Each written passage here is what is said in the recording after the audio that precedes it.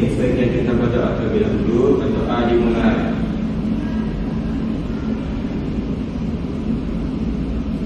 Selesai. Siapa yang tidak hadir hari ini anak-anak? Hadir semua Bu. Semua. Nah, kemarin sudah belajar apa anak-anak? Tentang Mungkin apa aja itu tertib? ada pewarna, pengawet. Bisa. Ya betul. Hari ini kita masuk materi baru ya.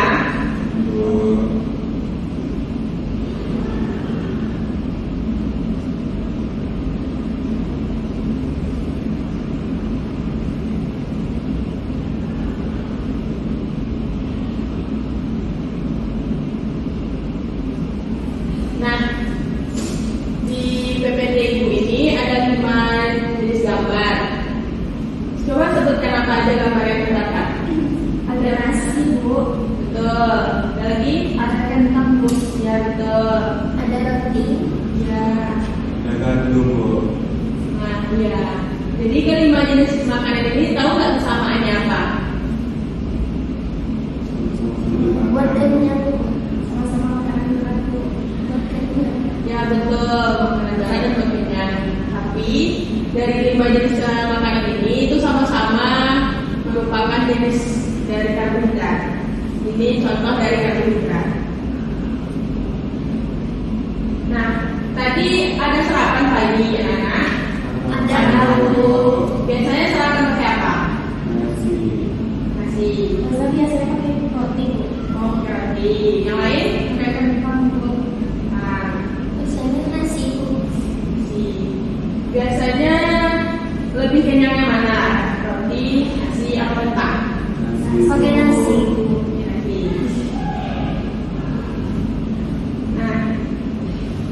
Nah, biasanya kalau makan sehari berapa kali tuh anak-anak? 3 kali. Pernah nggak kurang dari 3 kali?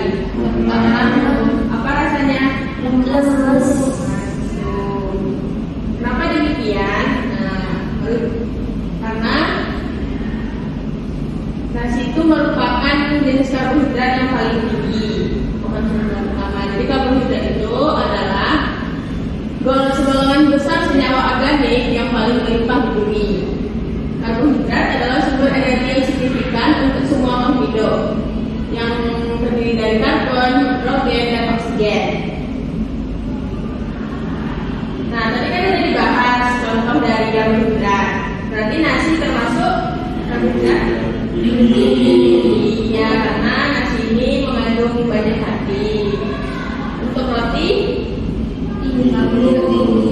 Ya, betul. Kalau telur? Telur masuk karbohidrat. Nah, jadi telur itu bukan karbohidrat ya, karena telur itu mengandung protein. Kalau pisang? Ada yang tahu? Tahu. Kalau pisang itu termasuk dalam karbohidrat sedang. Karena yang tinggi itu hanya nasi, roti, dan gandum. Itu dari penjelasan Ibu, akan dilanjutkan oleh Ibu Aziza. Baik, terima kasih kepada Bu Aziza. Selanjutnya Ibu akan menjelaskan tentang jenis karbohidrat. Nah, semakin banyak jenis gula, maka semakin kompleks itu karbohidrat tersebut. Nah, yang pertama itu ada jenis yang pertama monosakarida atau gula yang paling sederhana, yang mana tidak dapat dipecah lagi menjadi gula lebih kecil. Nah, contohnya itu ada glukosa pada buah-buahan mata dan madu, fruktosa pada gula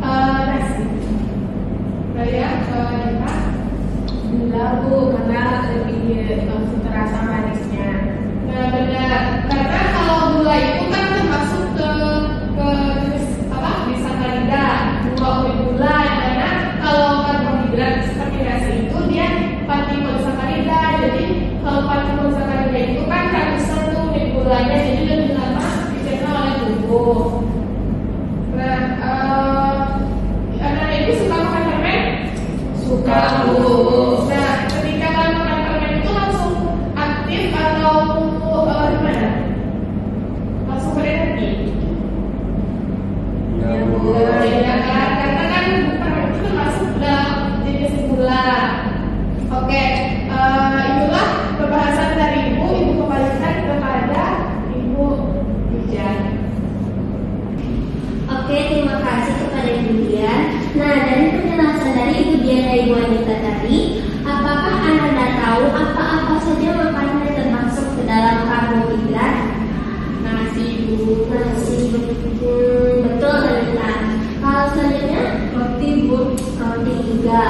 Nah, kalau di Indonesia itu kita nih ada termasuk 6 buah jenis sumber makanan karbohidrat. Apa saja itu? Yang pertama tentunya adalah nasi.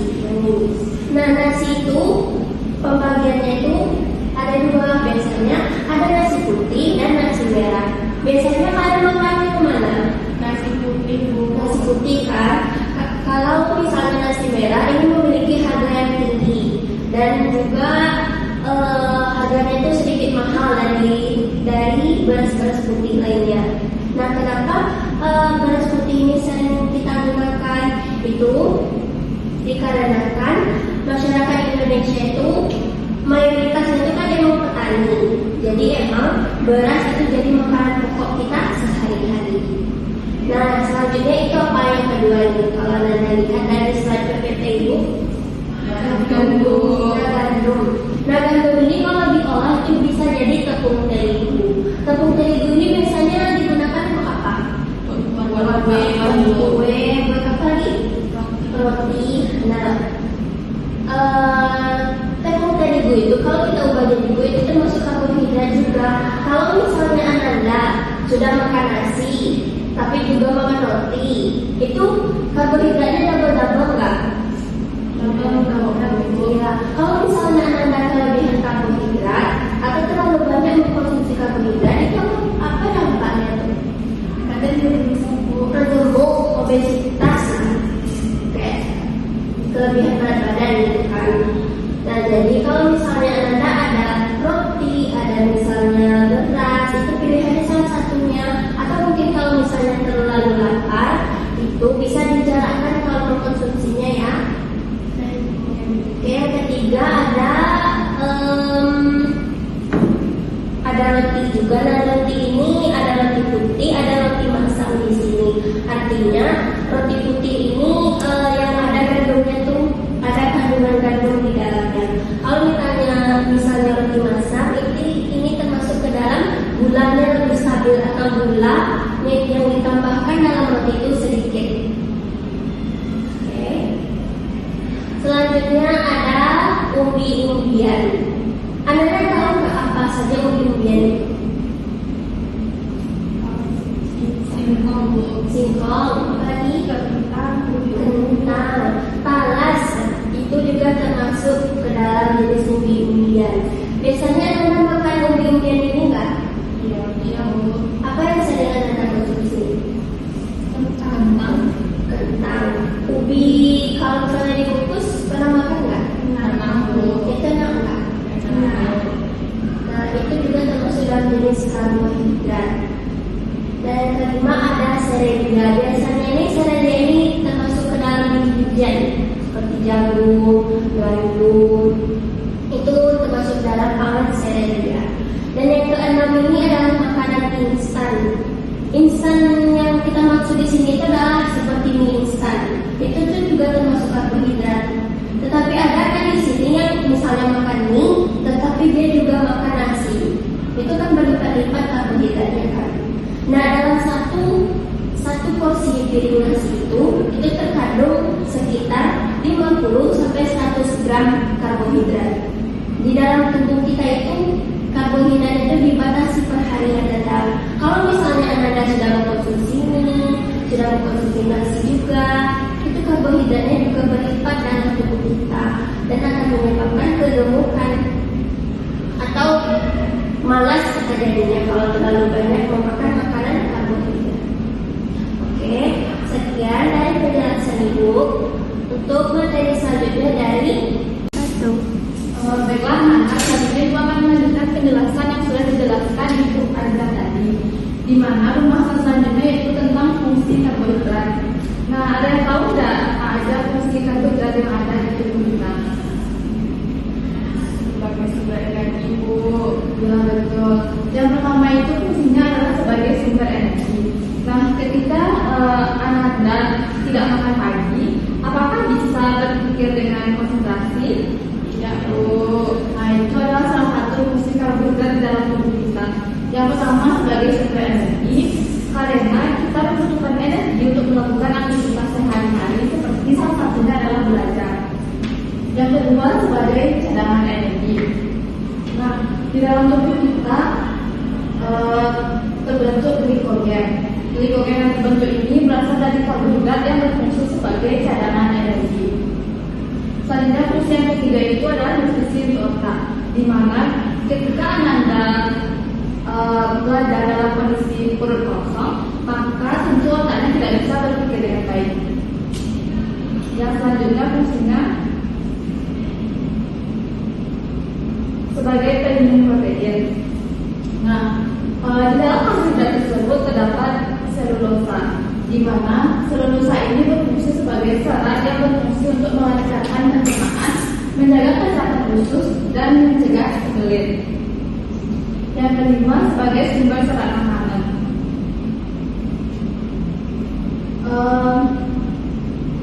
Karbohidrat berperan penting untuk mencerna makanan.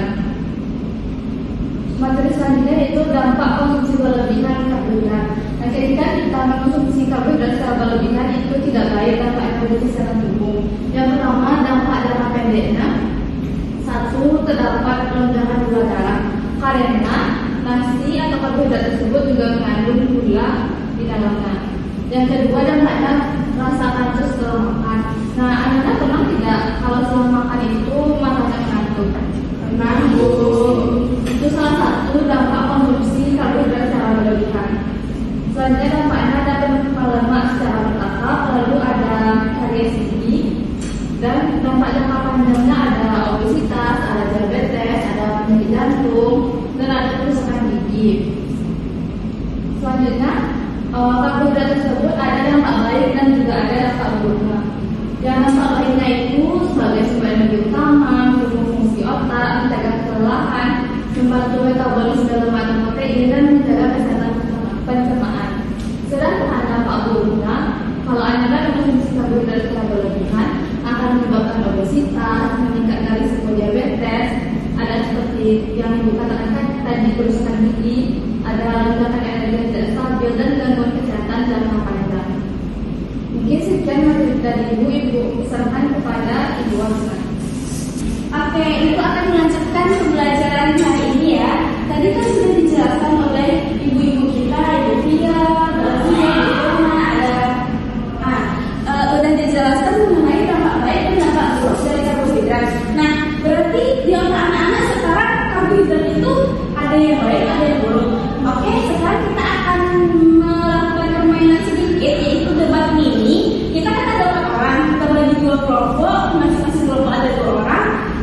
Silahkan 2 orang tim A, 2 orang tim B, pilih tema kita yaitu karbohidrat musuh atau sahabat baik. Boleh tim A mau jadi musuh atau sahabat baik? Sahabat baik, Bu. Tim B berarti karbohidrat musuh. Oke, kalau begitu kita mulai menjawabnya. Ya, Bu. Sudah dirancang? Sudah, Bu. Oke, tim A boleh mulai sampaikan pendapatnya mengapa karbohidrat itu baik bagi tubuh. Karena karbohidrat itu kan sebagai sumber utama bagi tubuh kita, Bu. Tim B? Tapi kan karbohidrat yang berlebihan itu dapat meningkatkan berat badan, Bu. Oke, sambung tim A. Kan karbohidrat kompleks itu memiliki serat yang baik untuk pencernaan kita. Kalau misalnya kita makan permen, itu tuh kan bisa menyebabkan kelebihan pada gula darah, itu kan buruk untuk tubuh. Oke, berarti nih sudah tergambar ya bagaimana perbedaan masing-masing kelompok. Boleh sebutkan apa yang anak-anak tahu kasusnya? Apakah sudah pernah melihat kasusnya makanya mau mendukung masing-masing argumen? Boleh kita? Contohnya itu seorang atlet, misalnya itu atlet lari. Atlet itu membutuhkan karbohidrat untuk menjaga kestabilan tubuhnya saat dia pemanasan atau latihan atau pertandingan Bu? Kalau gitu dari tim B bagaimana? Dulu ada berita seorang anak yang giginya itu lumayan besar, tidak sesuai dengan umurnya, itu karena bagian dari karbohidrat tadi Bu. Obesitas ya Bu. Oke, Ibu sudah mendengarkan argumen dari tim A dan tim B. Begitupun tim A sudah mendengarkan argumen dari tim B dan tim B sudah mendengarkan argumen dari tim A. Oke, untuk karbohidrat itu bukan sahabat maupun musuh dari tubuh. Secara tubuh kita ini sangat membutuhkan karbohidrat. Itu tergantung dari bagaimana tubuh untuk mengelola seberapa banyaknya karbohidrat yang masuk. Tergantung dari jenis karbohidrat, tergantung dari frekuensi makanan yang kita makan. Nah, intinya karbohidrat itu penting, tetapi harus dipilih dan dikonsumsi secara bijak. Tidak semua karbohidrat itu buruk dan tidak semua karbohidrat itu baik. Keseimbangan adalah kunci dari semuanya. Oke, sekian permainan singkat dari Ibu. Ibu lanjutkan kepada Bapak Ibu. Melanjutkan dari penjelasan Ibu ya. Tadi di sini tadi kan telah dijelaskan bahwasanya karbohidrat itu ada 3, yaitu karbohidrat sedang, rendah, dan juga tinggi. Yang karbohidrat rendah apakah ada contoh Anda tahu? Kacang-kacangan Pak. Kalau yang sedang Pisang Pak. bisa, kalau yang tinggi Nasi putih Pak. nah, nasi putih. Jadi kan Anda telah tahu contoh dari ketiga karbohidrat dari sedang, rendah maupun tinggi. Nah, jadi di sini Bapak akan memberikan kalian tugas, tolong dicatat ya anak-anak. Tugasnya yaitu jurnal makan 3 hari. Jadi di sini kalian Bapak harapkan untuk mencatat makanan apa saja yang kalian makan selama 3 hari ke depan, mulai dari sarapan, makan siang, makan malam. Nah, misalnya pas sarapan kan, sarapan itu kita makan nasi sama sayur.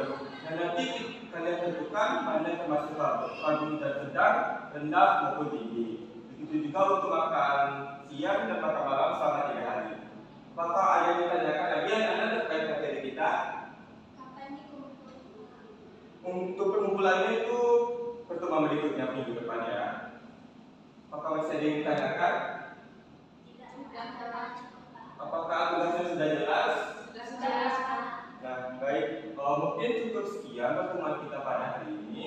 Ketemu lagi minggu depan. Bapak akhiri dengan wassalamualaikum warahmatullahi wabarakatuh.